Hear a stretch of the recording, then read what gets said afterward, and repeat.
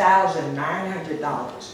How many people do you know have $5,000 to $7,000 to move into an apartment? First, last, security deposit, pet deposit, and pet rent. That is where we are now.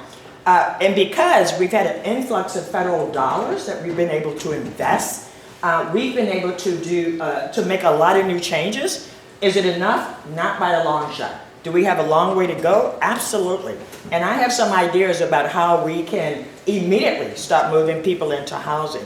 I don't think people really want to move people into housing. I think what people want to do is disappear people who they're uncomfortable with seeing.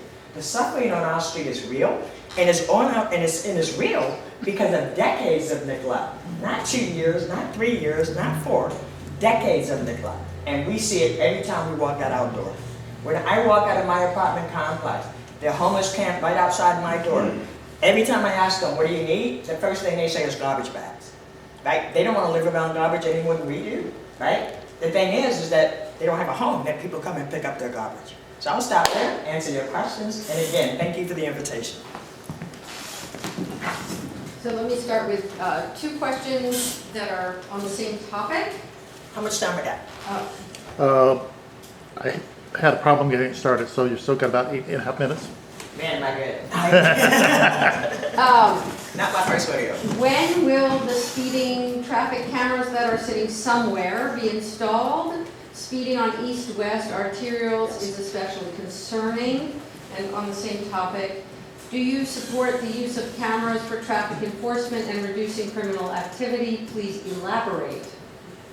So let me say that vehicle deaths are on par with gun violence in our community. So as many people are dying from being hit by automobiles, primarily pedestrians, as people who are being impacted by gun violence. But the vehicle violence does not get the attention that it needs to get. And so in my role as PBOT Commissioner, I've invested money in high crash quarters. I have those cameras on order. I went to the legislature and advocated to change the law. So we did not need a sworn officer to actually be able to review the video and then put it in the mail.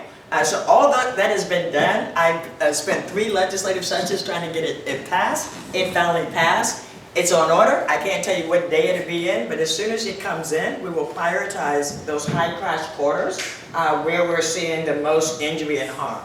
You may also know that I sunlighted over 360 corners because for some reason in the city of Portland, people have been able to park up to the very edge. So if you've got a big vehicle and you're trying to either cross the street or you're trying to have a mobility device, it has been extremely difficult for pedestrians to move around. And so that was part of the work that I did as well. Next question. What will you do to protect racialized minorities from police violence? Well, I think there's a few things that are in the pipeline that are going to make our police force much more, be able to serve all Portlanders equally. One is we're in the process now of hiring a civilian training team. The civilian training team was a requirement of the Department of Justice under the settlement agreement. And by the way, I was there in 1995 when we invited the DOJ to come and talk and fix what was broken in Portland Police Bureau. And so the civilian training team, his first job, he or she's first job, will be to review the current training curriculum.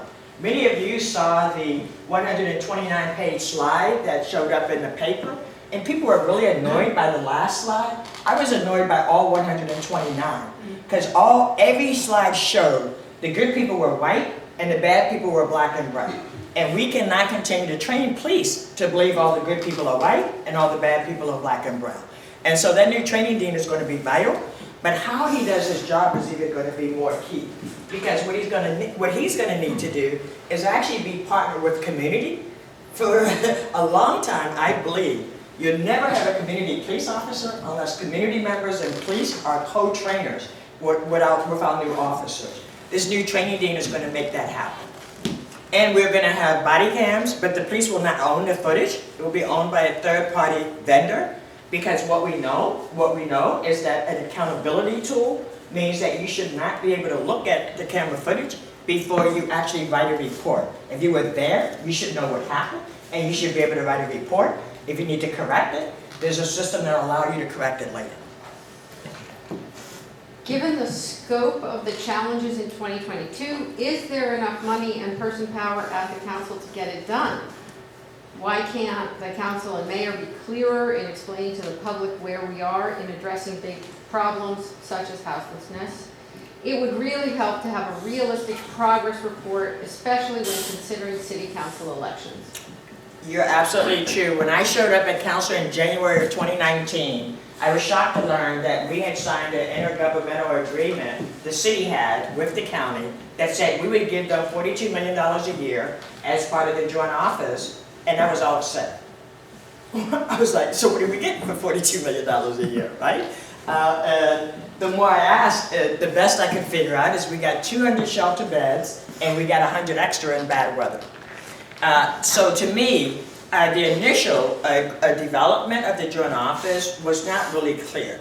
At my time at council, I've advocated for a public dialogue between the city council and the county commission so that we could talk publicly about how we're working cooperatively on this matter. It's working a lot better now. Commissioner Dan Ryan has shown real leadership at actually working with the county, but it's my efforts to not renew the intergovernmental agreement and only extend it for 1 year so that we can make sure that the next agreement actually spelled out what the city's responsible for and what the county's responsible for. And we're working on that now. How would you tackle the challenging issue of folks living in the city outdoors who are not willing or not able to meet requirements that shelters or affordable housing may have due to mental health, behavioral addiction issues they're experiencing? I got 1 minute left. Let me just say, Less than that. Commissioner Ryan has already addressed the lack of mental health services and the lack of access for people when they It's need time. it. Thank you so Thank you. much. All right. Thank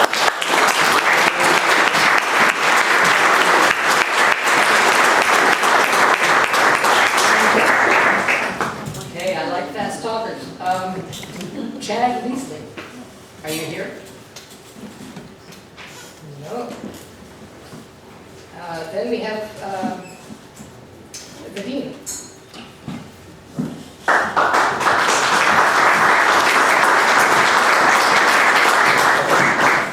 Thank you, everybody. I thought Chad was here. So my name is Vadim Mazursky. I'm running for Portland City Council. I'm so glad to be here, and I'm glad that there's so many people here because, as everybody here knows, I don't think I need to see it. As everybody here knows, we're in the midst of several crises, and unfortunately, these crises are our own making. But together, we can succeed in solving these crises. I firmly believe that. I bring bold vision, inclusiveness, accountability, and I think very importantly now, pragmatic rather than dogmatic solution to our united problems. Let me tell you a little bit about myself. My family came here as refugees from Ukraine in the former Soviet Union. I arrived in the United States when I was 7. We arrived here with very little money.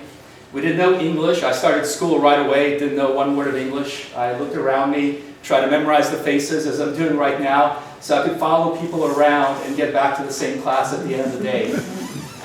My father, who was an engineer, his first job was as a code checker, just to get money and food on the table. My mother, she went back to school. She went to community college and became a nurse. We struggled. We knew job insecurity, we knew food insecurity, but we worked hard and we struggled and we succeeded. I myself am a product of public schools. I'm a product of public universities, and I'm a product of public law school. When I graduated as a lawyer, and currently now working as an administrative law judge for the US government for Social Security, it was the culmination of the American dream for my family. I'm running for office because that American dream is failing too many Portlanders. We have the highest crime rate in the history of Portland, the highest homicide rate in the history of Portland.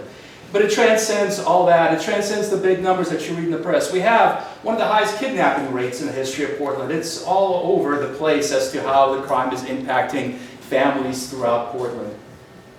We have a humanitarian crisis in the streets. 120 people died in the streets last year, half of them from drug overdoses. We have the most people that died in car-related incidents in the homeless community. And then also, and I think this is very integral to some of these problems that we're seeing right now, We have a form of government that is not working for us. We have a commissioner form of government where we elect people who are supposed to represent us, and instead they're CEOs of corporations, and sometimes that does not work for the people of Portland. And so we need to make sure that we change that, and I'm working on that. Portlanders, we want basic services from our government. We want the trash to be picked up and the graffiti to be cleaned up. We want our schools to be good enough for our kids to be successful and study and go to college and have a good job and pay for the high rents that we have here. We, is it my time already? We want our neighborhoods to be safe so that we can walk our neighborhoods without fear of crime.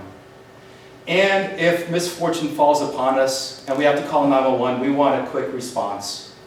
In exchange, we pay our taxes, we do our civic duties, we obey the law, and we vote. The people of Portlanders are doing their job, our government is not. And so I bring a new and different view to how we need to govern our city. I firmly believe, one, we need to change our form of government. We need to make sure that your representatives are representative of your neighborhoods and not representatives of the whole city. We need to make sure we have professionals that are in charge of our bureaus who can actually carry out the duties that you expect them to carry out. We need to address the homeless issue. Don't let anybody tell you there's not enough money out there. There's plenty of money out there. We have a homeless service tax. We have federal money coming in. We have state money from Measure 110 coming in to address some of the addiction issues. Hundreds of millions of dollars are coming in. We need to do a better job and be more accountable to every one of you here about how we spend that money and what we do with it. And as for crime, well, I think the answers have already been discussed here. We need to have a broad framework. We need to have different kinds of responses. So one thing I've advocated in the past has been public safety support specialists, where you have unarmed employees, not sworn officers, but employees of the police bureau respond to certain incidences and have boots on the ground who are walking your neighborhoods and know your neighborhoods and know your needs. We do need to have a Portland street response. And I hardly ever correct Dan Ryan, but he said my opponent is responsible for Portland street response. Street Roots was responsible for Portland street response. Street Roots brought the community together, got funding, got the initial $500,000 in order to start it up. Wonderful idea, working really well in Eugene right now. At a budget of $2.2 million, they have round-the-clock, 24/7 response, 7 days a week in Eugene and neighborhood communities, answering 15,000 calls. We need to do better and make sure that we have that kind of response here in Portland. I'm glad it's rolling out. I'm an advocate for Portland street response. We need to make sure it functions as well, if not better, than it functions in other places. And I think altogether, we will succeed in these things because, one, policy matters. I believe that we need to do better policies. What we've seen so far is a whiplash effect. We defund the police, we refund the police. We get rid of the gun violence reduction task force, we bring in a new focused intervention team to do the same job with community oversight, and I'm a firm believer of community oversight. I myself, as working for the U.S. government, have been a senior policy, I forgot my job, but a senior policy analyst for Medicare, for Health and Human Services, where I provided nationwide policies. I managed large offices both in Portland and in Houston, Texas, where we had expenditures over $500 million in benefits. Policies matter, and I can ensure that our policies are successful here. Experience matters. We should not be electing people that do not have experience doing the kind of jobs we expect them to do. I myself am a national union representative. I was recently elected to be a national union representative for the federal government. But I also have endorsements from business associations. I'm bringing people together. That experience matters. I also have served on various committees, commission, and boards here in Portland, including a police oversight board called the Citizen Review Committee, which I'm still on. The Portland Committee on Community Engaged Policing, where we listened to people as to what their needs were. When we had the social justice protest downtown, we brought hundreds of people in. What do y'all need? How do you need the system changed? We listened, we made recommendations. 3 minutes. And then also, I currently am on the Charter Commission. We were working to reform our government so it's responsive to everybody in this room. So I have that experience. I've been working on these issues. So we need to have good policy. Experience matters, and your vote matters, because together we will succeed. The beauty of this running for office is talking to a lot of individuals like yourselves and listening. Right now I'm doing a lot of talking. I'd love to listen to y'all later on. But I've been out in the communities. I listen to what people are saying. Lots of people have solutions. They're out there rolling up their sleeves and helping. They're out there rolling up their sleeves and contributing to the solution. They just don't see what that plan is. So in Dawson 2 Park, minutes. black community leaders came together and they proposed a solution. Not one city council member was there to listen to them. In Old Town, the Old Town Neighborhood Association and business people over there came and they proposed solutions. Not one city council person was there to listen. I will listen to you. Thank you.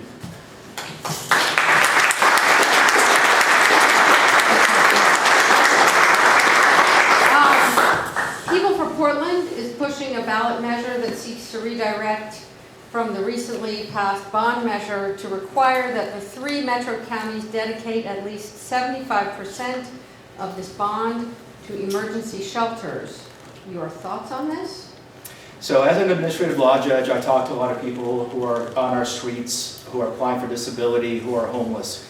I see a lot personally what the issues are. In my work outside of my daytime job, I see what the issues are. Drug addiction, mental health, those are huge problems here in Portland. 6 years is the average number of years people are on our streets. We need to find ways to connect these people to services, and shelters is the main way to connect people to services quickly. We can't wait for another 4, 5, 6 years until all the housing is built.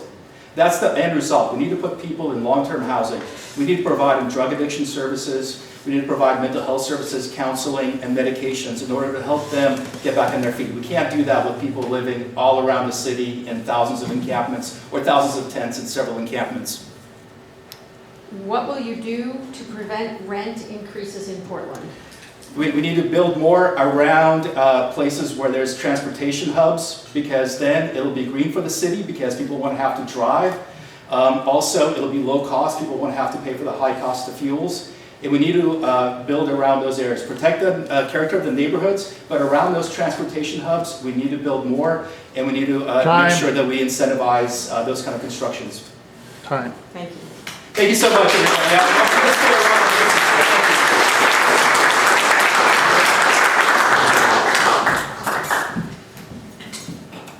Okay, we had one no-show, but we do have 2 walk-ons tonight. For 5 minutes, we have Stephen Cox. Come on down if you want to say a piece. And I believe he's going for council seat number 2. Yeah.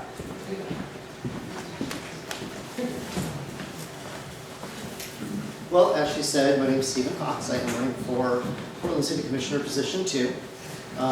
If you're wanting to know why I'm running, take a look out at your car windows on the ride home. And unfortunately, some of you can open your front door and see why I'm running. I do have a long-term solution. It's going to get more than 60 people at a time off the street. It does involve shelters. However, all shelters should be treated as transitional housing. You should be able to get the medical care that you need and get on your feet and become a productive member of society. There are those, however, that just can't, they will never be a productive member of society. And once we accept that, we will be able to get them the health care that they need.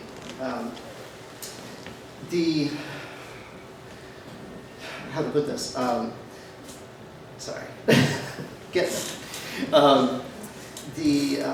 The shelters that I want to do are going to be scattered throughout Portland, and it's important that people recognize that these are transitional housing.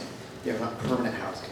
The shelter should not kick you out in the morning saying, oh, hey, we got you off the streets for the night, but we're just not going to help you anymore.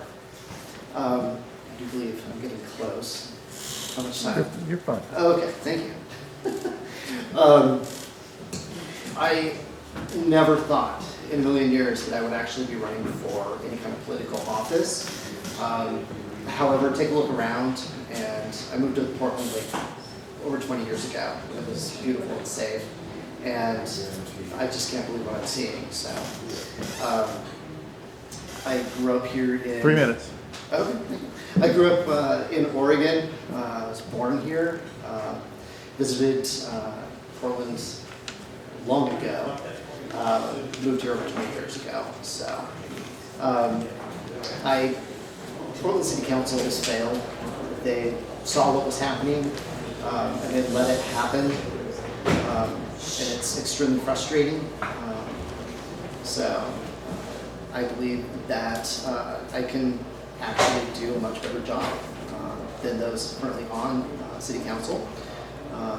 Somebody with fresh ideas, somebody with actual long-term solutions that can get people off the street in a timely manner and more than 60 at a time. So, anybody have any questions? You got 2 minutes. Anybody Okay. has questions? Now we have some questions. Questions came in on cards. These are not my questions. I'm just reading them. Okay, go for it. What will you do to protect racialized minorities from police violence? We need quality officers, and when I say quality police officers, I mean when we go to hire an officer, we go ahead and we do a thorough background check. And I mean, I want to know everything there is to know. I want to talk to the person's high school teacher and their neighbors. We need a better filter, I guess you could say. Filter out those people that just want to be officers to, hey, you know, respect my authority, but we need better training. What will you do to prevent rent increases in Portland? We need community involvement is what it comes down to.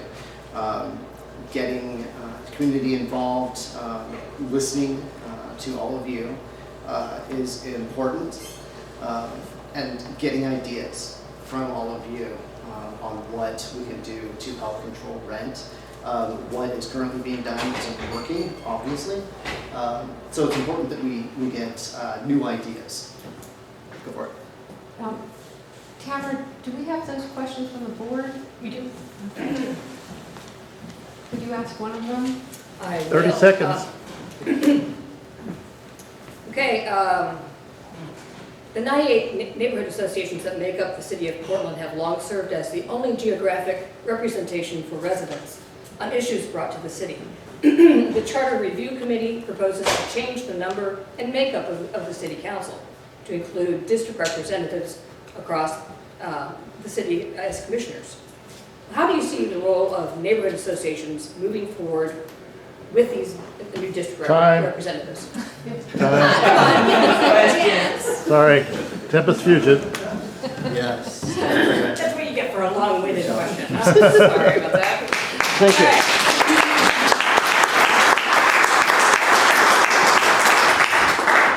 Okay. Okay, the next walk-on for 5 minutes is Dale Park. Okay. First of all, everybody, I'm not a politician. I'm with that. Okay?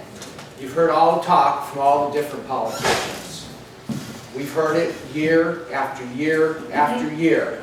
And tonight, when each one of you go home and go to bed, there will be thousands of people sleeping on our streets. I have a plan right here in 3 pages that will make it happen, where the council will each be responsible for taking the people off the street. It can start in 72 hours, but it's going to take the vote of the people, because what we're going to do here is take the power away from the politicians. Here's the plan. We're going to tell them, this is what I want you to do it, and do it now in 72 hours.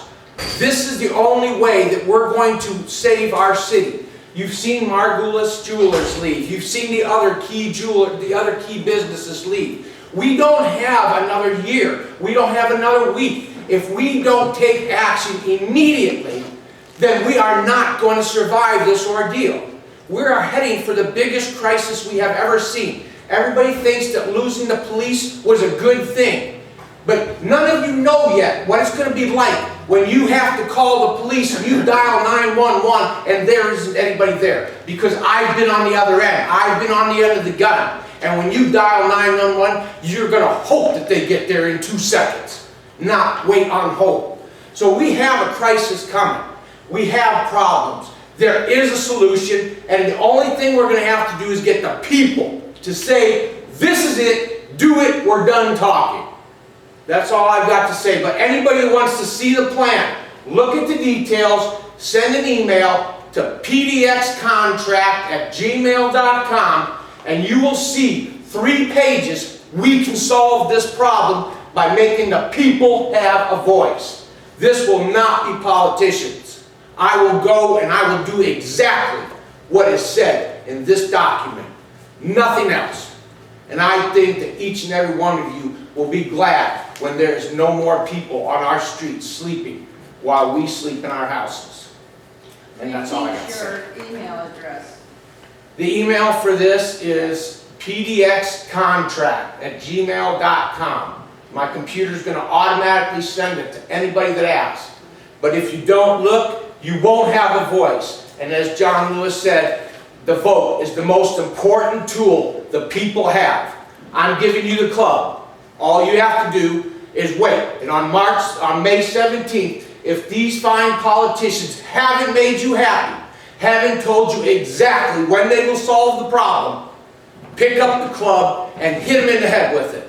But I guarantee you, I am not the one you want to send into City Hall. So if there's a way we can make this happen right now today by making the council that we have start doing their job, then I don't need to go. But as long as we look out our windows and see one person sleeping on the street, we have no right to sit at home silent and let it happen. So I hope that all of you will take a look at the document. And remember, on May 17th, it's going to be your voices that make a difference in Portland. Thank you. What position are you going for? I'm going for city commissioner, and it doesn't really matter because I'm doing what's in this document. I'm doing it for the people. I make no decisions on my own. I am a club for the people to use to make the politicians do the job they're supposed to be doing. You're signed up under seat number 3, right? Yes, I am. Okay. All right. Thank you so Thank much. you.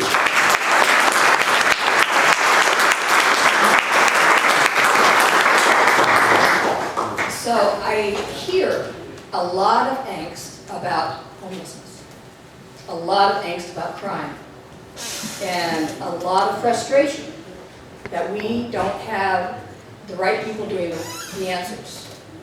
And maybe we have the right people doing the wrong answers. I don't know.